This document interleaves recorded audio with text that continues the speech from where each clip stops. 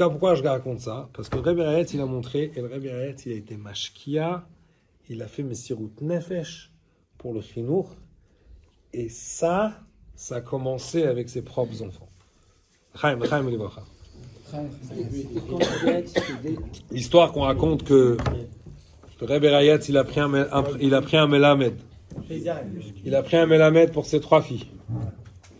Et ce Melamed, à un moment, il a été chez Rabbi Rayetz, il a dit, je me demande, est-ce que je dois raconter aux enfants les histoires de Messirut Nefesh qui font peur et que les gens, ils sont de pakpek. Le Rabbi Rayetz, il lui a dit que les enfants, c'est des tmimim et Dafka, ils prennent le Emet, et c'est Dafka avec ces histoires qu'il faut commencer. C'est comme ça que le Rebbe, il a éduqué ses filles. Mais le jour... Le jour... Je rentre dans le banc direct. Pas de... Reste assis le mandat. Reste tranquillement. Il y a à manger, c'est manger.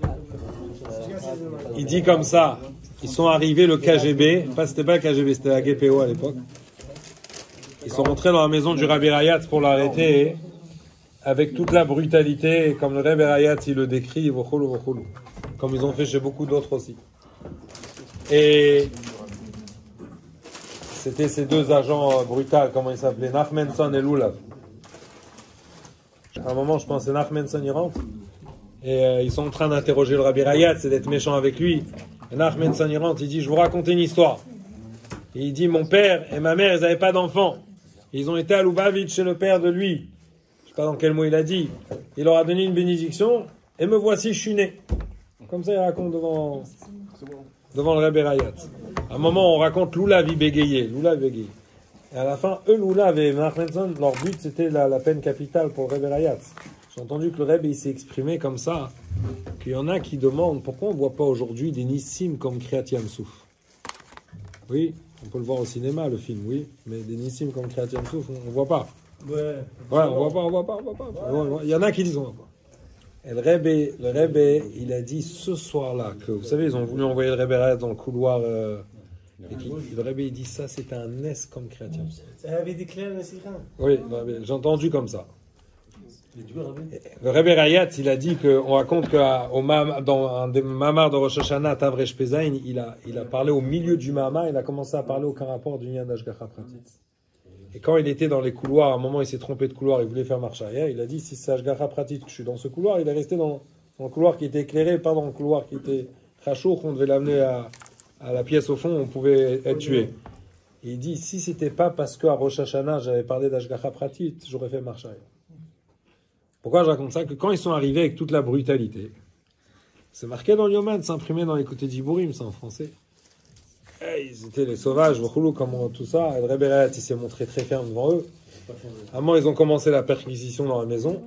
Ils sont entrés dans une pièce. C'était la pièce où il y avait la rabbinite Chaim Mouchka et sa jeune sœur, la rabbinite Sheina.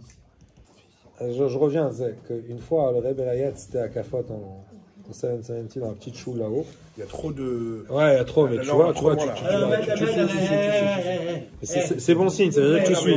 Parce que j'ai parlé de Lulav qui bégayait. À la fin de la Hakira, à un moment, il a dit au Rebbe Rayatz, dans 48 heures, vous serez fusillé. Maintenant, une fois, le Rebbe Rayatz était dans la Kafot, au 770, là-haut, dans la petite choule. Santé du Rebbe Rayatz, déjà fait.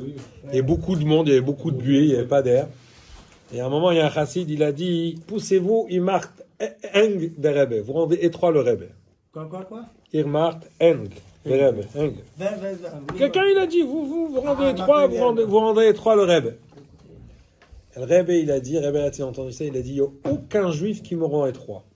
Même Lulav, quand il m'a annoncé que je vais être fusillé dans 48 heures, le point juif qui est en lui ne me rend pas étroit. Non. Vous avez dû entendre, non?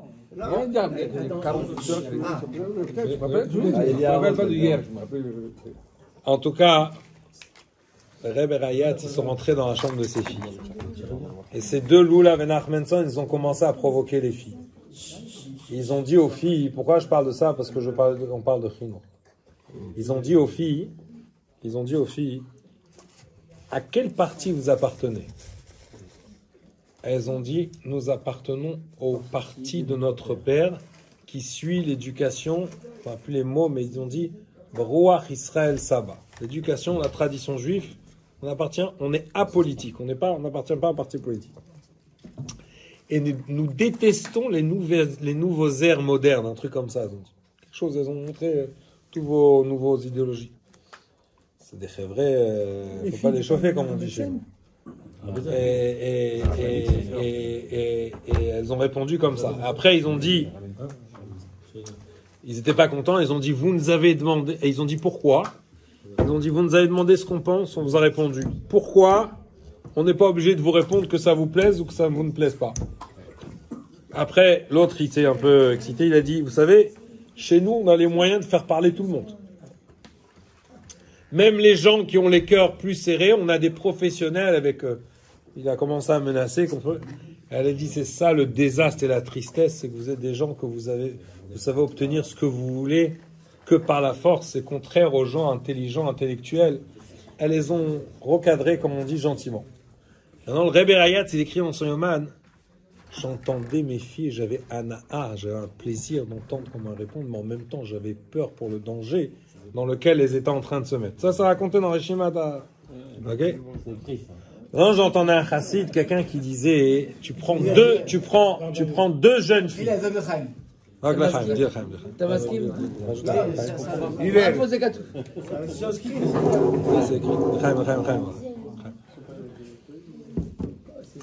Il disait, tu prends deux jeunes filles, elles avaient à peu près, la rabbinite, elle avait, je pense, 26 ans. Tu prends deux jeunes filles, d'où elles ont le courage de répondre comme ça?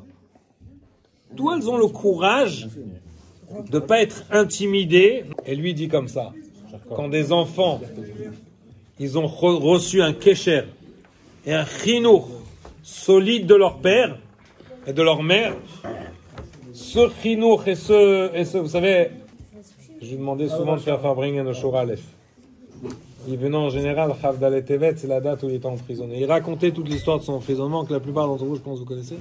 Mais il disait une Akdama. Une fois, il a dit une Akdama. Il a dit, les enfants qui étaient emprisonnés avec lui, c'était des petits. Il y avait des 8 ans, des petits. Et c'est pas la première fois. Il disait, d'où des petits enfants, ils tenaient comme ça. Ils ont tenu tête là-bas au communisme. Ils étaient en prison. Après, il y a toute une histoire avec eux. Ils ont été envoyés maison d'enfants. C'est tout le bracha. Mais il disait, d'où ils tenaient tête. Il racontait, il disait, les enfants, ils n'étaient pas supposés aller à l'école Shabbat. Maintenant, si tu les envoyais pas à l'école, c'était des problèmes pour les parents. Donc, ils allaient à l'école, ils essayaient de pas faire de mlachot, de pas écrire. Maintenant, il disait, l'enfant, le professeur, il dit, pourquoi t'écris pas? L'enfant, il dit, j'ai mal à la main. Le professeur, il connaît le tménik de mal à la main. C'était souvent même des juifs eux-mêmes. Il dit, ah, t'as mal à la main? Viens ici, t'as mal à la main. Il le prend, il le met sur le bureau du professeur. Et tous les gosses, ils lui tirent les tzitzit, et ils se moquent de lui. Et ils disent, oublie les salades de tes parents. Nous, on va te donner des bonnes choses. Il disait, comment un enfant, il résiste? Il disait, parce qu'à la maison, il fallait, comme ça, il disait, il fallait qu'il y ait un chinour solide. Tellement solide, vous savez. On a vu il n'y a pas longtemps, dans les vidéos qu'on voit le Motzei Shabbat, comment il s'appelait le marchand de fruits, Michel Raskin. Oh, lui, il était un peu cool, non, comme ça, mais un bon juif. Il disait qu'à un moment, son père, il lui a dit, je me rappelle plus, par rapport à la barbe. Il lui a dit, est-ce que tu vas tenir après que je vais partir, Après, je pense qu'il a un peu touché la barbe. Et après, le tnaï que le Rebbe lui a donné pour les kiddushin, c'est qu'il laisse la barbe, et à ce moment-là, il s'est rappelé de ce que son père lui a dit, il a pleuré. Mamash, mais, il fallait un chinour solide. Alors, j'entends que il disait que le Rebbe Rayatz, il a donné un chinour solide à ses filles. Et il donnait un exemple. Chaim, de voir. C'est le poissonnier. Ah, c'est pas le marchand. Non, marchand de légumes. Le frère, c'est le poissonnier. Vous savez quoi? Lui, il avait de l'argent. Il avait de l'argent. Il avait une belle voiture, une belle Cadillac noire. Et la rabbinite, elle habitait. Où elle habitait la rabbinite? À la Fortune, juste à côté là-bas. Oui. C'est juste en face de son magasin. Mamache en face. Il raconte comme ça. Écoutez bien ce qu'il raconte. Il dit la rabbinite, lui, il avait une belle voiture noire. Belle voiture. La rabbinite, un jour, elle est venue le voir. La rabbinite Hana, la mère du rabbi, elle lui a dit, s'il te plaît, ne garde pas ta voiture devant chez moi. Garde-la un peu plus loin. Parce que ça me rappelle la voiture noire dans laquelle ils ont amené mon mari quand il était en prison. Ouais. C'est un Ben qui a dit ça. Ah, ben, il te dit ça. En tout cas, hein? Rabbi Tzimchana, quand il était en prison, quand ils ont amené son mari, Reb Leivik, Inch'Allah, c'est encore mieux.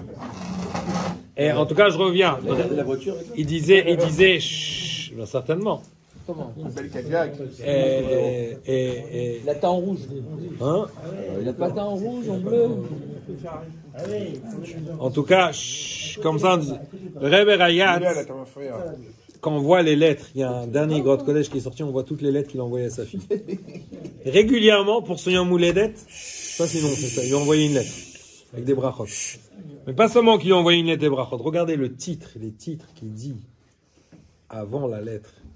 Ma chère Margalit, ma pierre précieuse, Pnina, Even Yekara, des mots d'affection. Je ne sais pas si on dit tout ça à nos enfants, mais c'est mieux vaut tard que jamais. Qui a dit ça à qui? Rebbe Rayat, il disait à ses filles, quand il y a un chinour de telle ahava, de telle affection, c'est ce chinour d'ahava et d'affection, cette chaleur solide qui permet aux enfants que même dans les tempêtes, parce qu'aujourd'hui on en connaît des tempêtes, et même dans les tempêtes, de garder le kécher avec les enfants, et que quand les petites filles, elles se trouvent, deux jeunes filles devant les plus grands zouaves du KGB et du GPO, et qui leur font peur, parce qu'elles ont reçu de leur père quelque chose de solide, un chinouch affectif, une ahava, la ahava entre les enfants et les parents, c'est ce qui va faire tenir les enfants avec les parents tout le temps. Il faut être mechazek.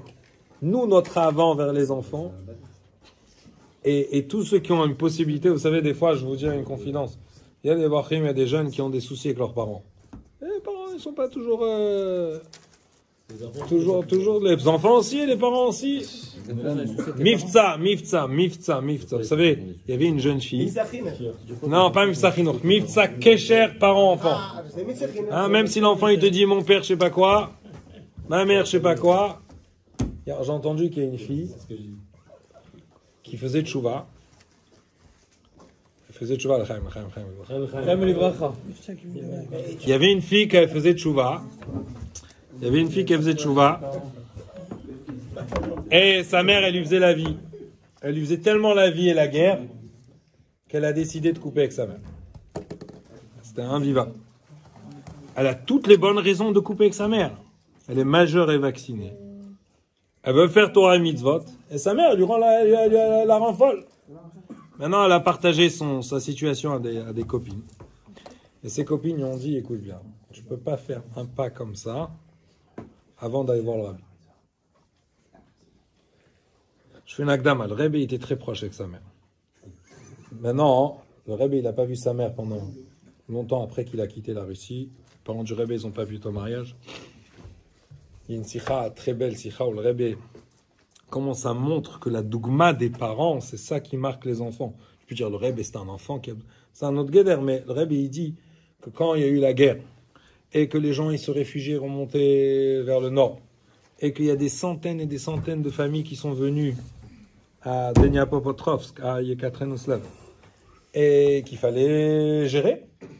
Elle dit, le Rebbe dit, on dit Zichrenes, on dit Mame, que je me rappelle, du bas de la Baal Hayarzeit, c'est une femme, comment elle a aidé tous ces gens.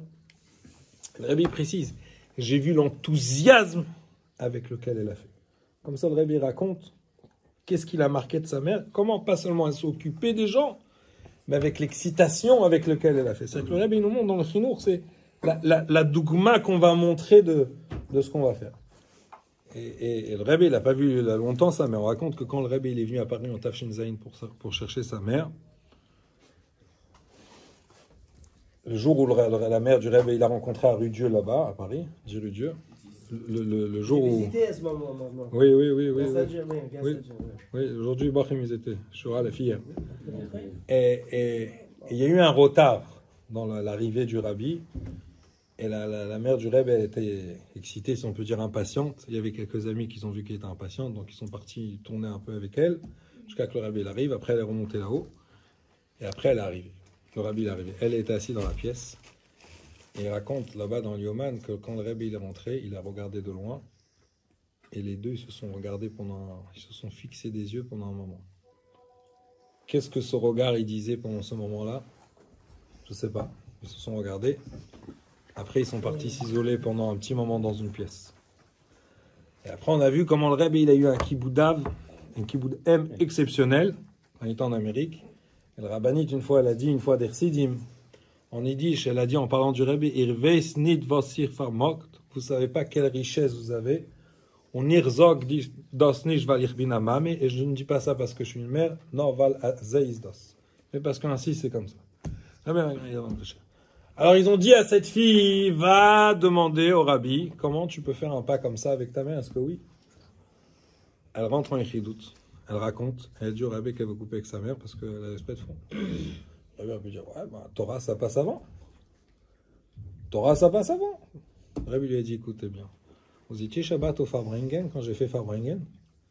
Elle dit oui. Le rabbi lui dit, vous avez vu comment j'encourage, quand j'encourage tous les chassidim, ils sont pleins d'enthousiasme. Elle dit oui. Il a dit, vous savez, vous avez remarqué comment je parle, quand je parle, comment il y a le silence, tous les chassidim m'écoutent. Elle dit oui. Le rabbi lui dit, vous savez que n'importe quel chassid qui se trouve là-bas, si je lui demande d'aller dans n'importe quel endroit du monde, tout de suite il va y aller. Elle dit oui, mais elle ne comprend pas comment, excusez-moi de l'expression, comment le rabbi il se lance des fleurs. Et le rabbi lui a dit, je suis prêt à être mevater sur tout ça si on me permet d'avoir encore un jour avec ma mère. C'est-à-dire que le rabbi il est conscient de toute la avoda qu'il est en train de faire, pas le kavod. Toute la chana du monde à la goula, quand le rabbi il fait un farbringen, mais le rabbi il dit, attention, une mère, attention à kesher avec les parents. Le rabbi il dit, c'est dur, vous allez trouver une solution, vous allez rester froum, et la froum kite, avec votre maman. Ça, c'est la goula. En tout cas, pourquoi je reviens à la Rebetzin. La Rebetzin, le Rebbe Rayatz, on voit les mots que le Rebbe Rayatz, c'est que d'ailleurs de prendre le dernier Grot Kodesh qui est sorti, de lire les mots d'affection, et de exprimer aux enfants.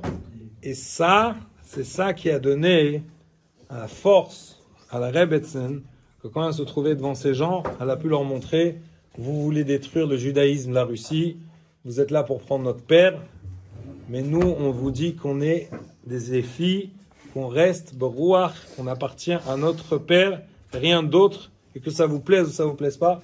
Et aujourd'hui aussi, les enfants, ils sont confrontés à d'autres sortes d'agents du KGB, qui se présentent plus diplomates que le KGB, plus intéressants que le KGB, et que c'est moins clair que c'est noir et blanc. Quand c'était à l'époque, c'était clair le noir et le blanc. Aujourd'hui, Rebbe Rayatz, il dit dans les Mamarim que le sheker, il se fait passer pour le emet. Et c'est exactement le matzav d'aujourd'hui. Mais comment on va faire tenir? On va faire tenir avec l'exemple que le Rebbe Rayatz, il a donné à ses enfants. Kesher, ahava, solide, affection, dogma, v'cholo, l'chaim, v'devacher.